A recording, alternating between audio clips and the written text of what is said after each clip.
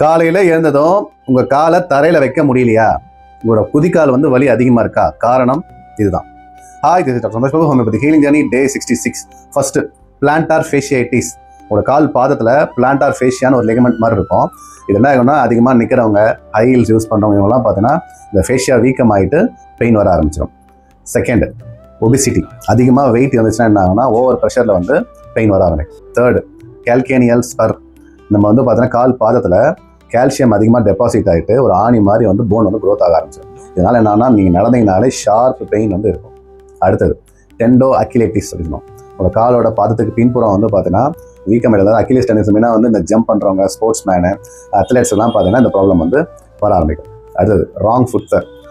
ஜென்ரலாக பார்த்தீங்கன்னா நிறைய பேர் ஃப்ளாட் செப்பல் யூஸ் பண்ணுவாங்க. இதனால் என்ன ஆகுனா, வெயிட் ஈவனாக டிஸ்ட்ரிபியூட் ஆகாது. அதனால் இந்த மாதிரி ஆர்ச்சி வச்சு செப்பல் யூஸ் பண்ணிங்கன்னா அந்தளவுக்கு பெயின் வராது. அடுத்தது, ஃபுட் ஸ்ட்ரக்சர் அப்நார்மாலிட்டி. என்ன ஆகுனா, நிறைய பேர் ஃப்ளாட் ஃபுட் மாதிரி இருக்கும். இந்த ஃப்ளாட் ஃபுட் இருந்துச்சுன்னா ஃபுல் வெயிட் உங்களுக்கு கால் பாதில் ரொம்ப பேர் ஆகும்போது பெயின் வர ஆரம்பிச்சிடும்.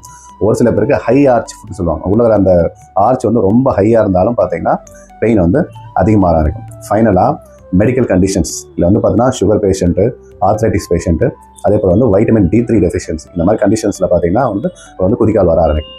ஜென்ரலாக குதிக்கால் வலி ட்ரீட்மெண்ட்டுக்கு இதை ஸ்பெசிஃபிக்காக எதனால் வருதுன்னு கண்டுபிடிச்சிங்கன்னா ஈஸியாக சரி பண்ணிக்கலாம். நாளைக்கு இதுக்கான சொல்யூஷன் உங்களுக்கு எக்ஸ்பிளைன் பண்ணுறேன்.